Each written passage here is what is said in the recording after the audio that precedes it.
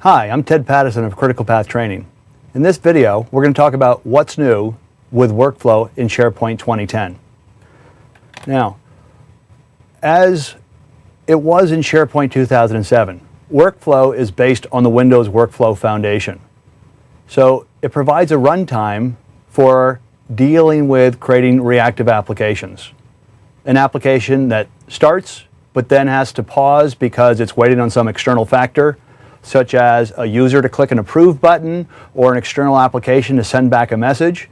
So workflows are instances that have behavior and state, but as the state changes, quite often the workflow instance has to be put to sleep and written to the database, and then later pulled back in, and it has to continue executing where it left off. And Windows Workflow Foundation provides an invaluable amount of infrastructure support to help SharePoint and its workflow architecture. Now, as far as what we have that's new for people who are interested in workflow with SharePoint 2010, well, for the end user, now I have new targets to run workflows on. In SharePoint 2007, every workflow instance had to be associated with a list item or a document. Basically, it had to be associated with a list, an SP list item. Well, in some designs, it really didn't make sense. For instance, what if I had a workflow that was being used to automate a closing of a loan, and there happened to be 14 PDF files with that loan closing? So in 2007, I had to have a fairly arbitrary design where I would create a list just to have items that I could hang the workflow off of.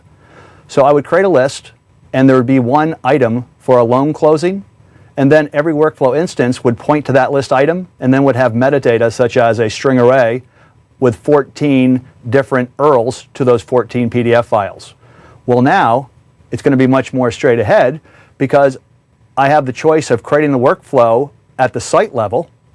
So I could create a site-based workflow and run it on those 14 documents, or also, once we get into the enterprise content management space, there's a new advanced content type which is called a document set, which is basically an instance that's recognized as a single document that can have multiple documents inside, any number of documents. And now a workflow can run on a document set or a site, as well as running on a list item or document. Now also for workflow, we have Visio support, which I'll show at the end of this video. And that is, I can open up Visio and I can start modeling my workflow using one of the templates that comes out of the box with Visio, and then I can export it and import it into the SharePoint Designer. And then I can basically go back and forth by exporting it from the SharePoint Designer, importing it back into Visio.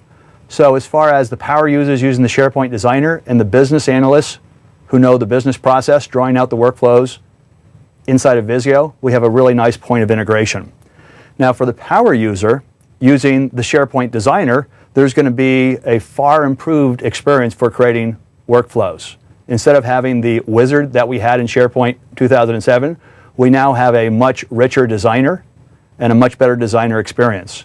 In addition to the workflow designer, there is a new designer for creating workflow tasks and creating the business process around the tasks. And another big step forward, if we go back to SharePoint 2007, and we use the SharePoint Designer to create workflows, the level of reusability was just about zero. It was very hard, or in most cases impractical, to be able to step through the wizard, create a workflow on list 1, and then be able to use it on list 2 just because of all the hard-coded GUIDs. And so now with the SharePoint Designer, you can create workflows that are automatically reusable. This in and of itself is going to make the adoption of SharePoint Designer as a tool for creating workflows, far more valuable, far more significant. Now also, there's customizable out-of-the-box workflows. If you use SharePoint 2007, you might remember the approval workflow template that was behind things like the publishing site and the pages library. Well, now there's an approval workflow, which is a SharePoint Designer style workflow.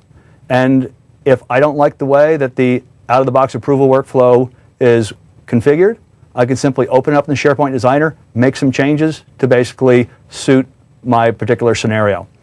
Now for the developer, without a doubt, the biggest advancement for the workflow developer is now we have the SharePoint tools.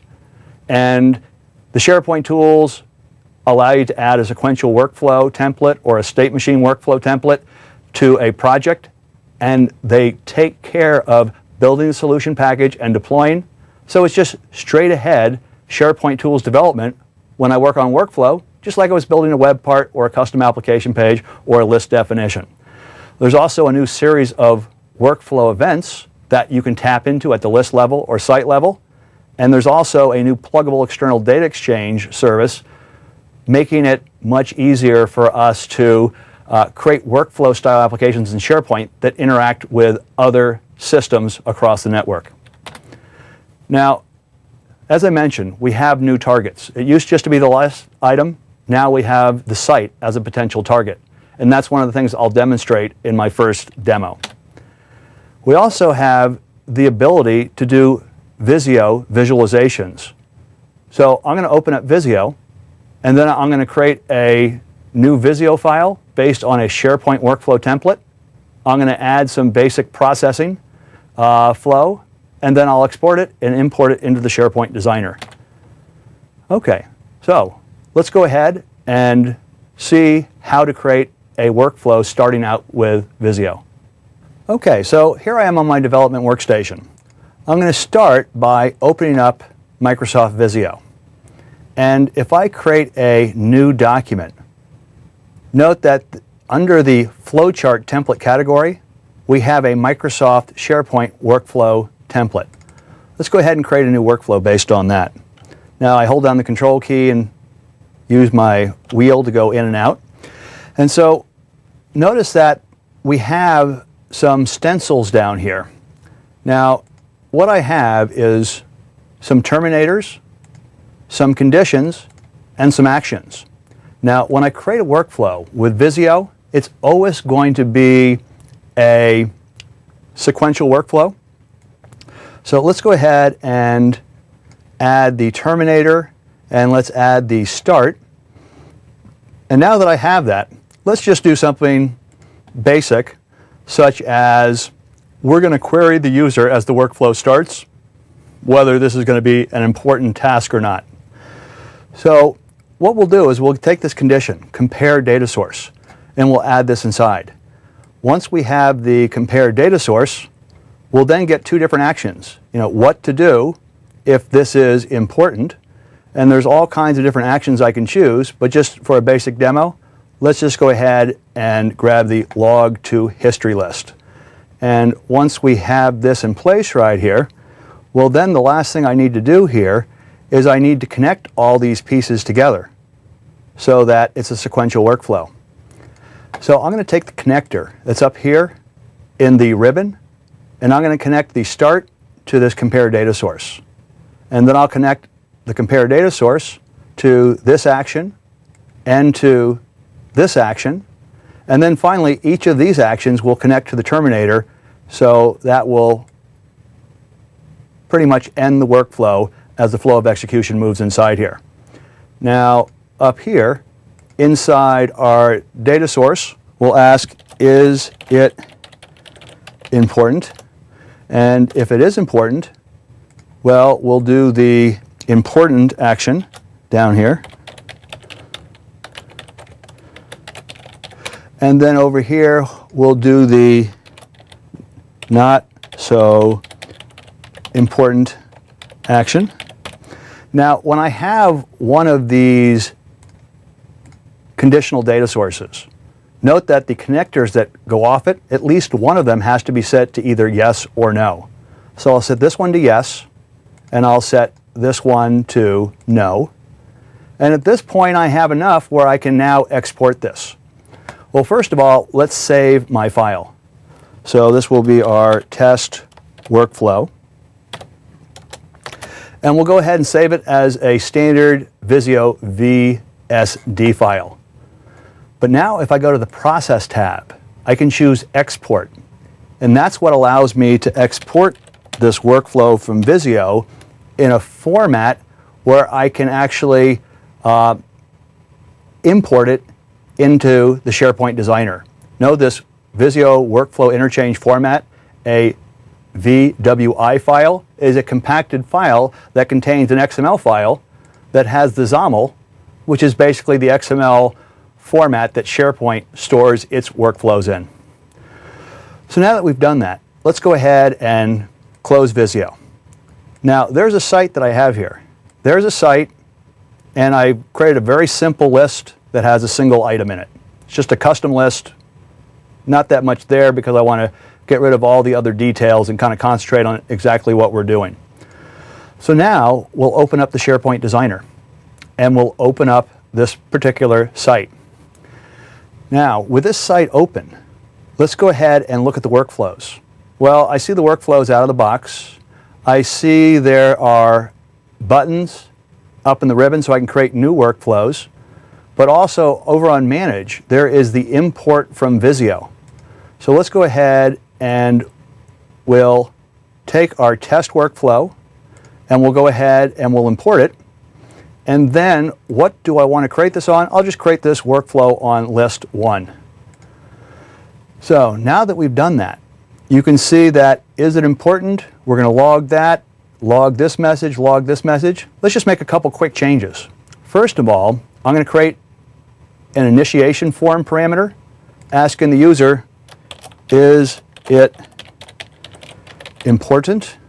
And I'm going to have that as a yes/no value, and the default will be no. Now that we've got that, when we get to this conditional statement right here, we want to check a value. What value do we want to check? Well, we want to check the workflow initiation parameter, whether this is important. And I want to see if that equals a value of yes. If it does, we'll go ahead and we'll say it is important. And if it's not, we'll just say not that important. And so now I've done the basic steps to take this workflow, Ted's workflow step, and I'll go ahead and save this, but more importantly, I want to publish this. So let's go ahead and publish, and that's what writes it into the SharePoint site. So now that we've done that, we should be able now to go back and I refresh this and we drop this down and all of a sudden I see workflow. I go ahead and click on that. There's my test workflow. Let's go ahead and run this, and now it brings up my form. Is this important? Yes or no? Of course this is important. I wouldn't be here if it wasn't important. And we'll go ahead, we'll choose start, and now the workflow instance runs. And if I want, I should be able to drill down. And now I can see the workflow history and I can see the message I wrote inside there. So recapping again what we did, we started in Visio and we created a Visio document that allowed us to design our workflow in terms of stencil and different actions and conditions. I then exported the workflow from Visio, imported into the SharePoint Designer, and began to fill out the implementation details.